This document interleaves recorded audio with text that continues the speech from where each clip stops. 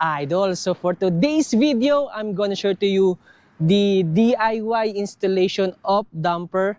And also in this video, I'm gonna share to you the maximum speed test of my modified Ninebot Max or my GT Max. If you are new in this channel, please subscribe and hit the bell button for you to be updated for my upcoming videos. Steering damper or stabilizer acts to dampen and control a vehicle when the front tires makes contact with a hole or rut on the road. It also helps the vehicle to drive and steer in a straight line, preventing it from following channels and curves into the road surface.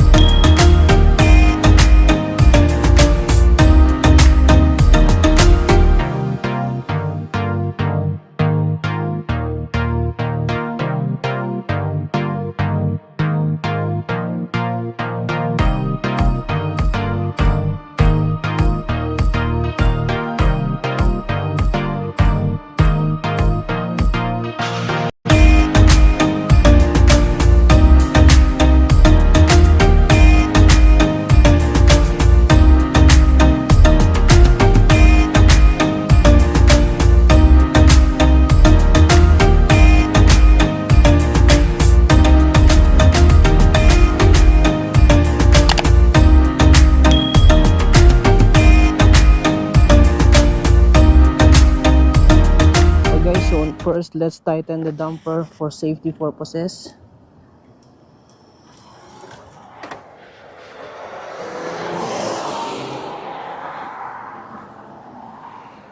So now let's test the top speed of modified Ninebot GT Max.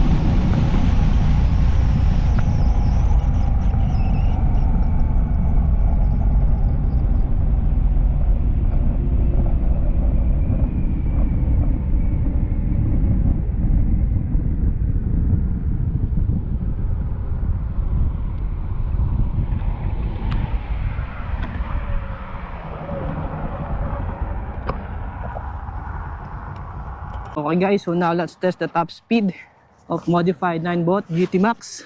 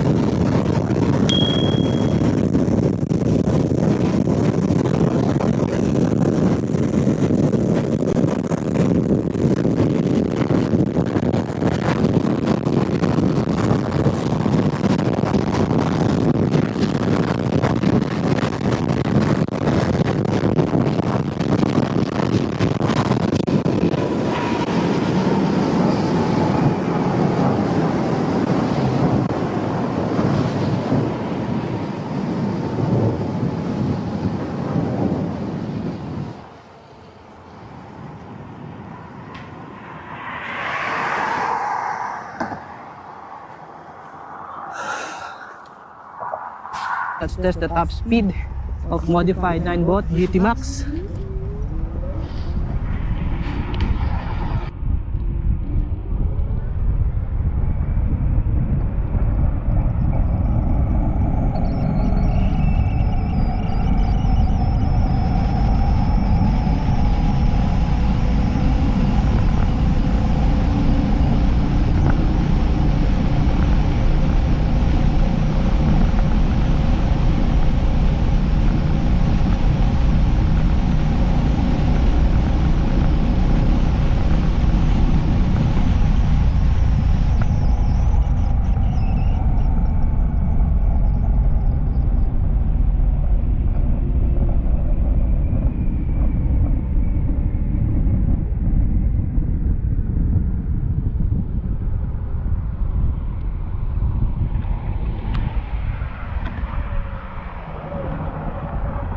I therefore conclude that the maximum speed of my modified Ninebot Max is up to 95 kilometers per hour, and that is GPS from my GoPro Hero 8.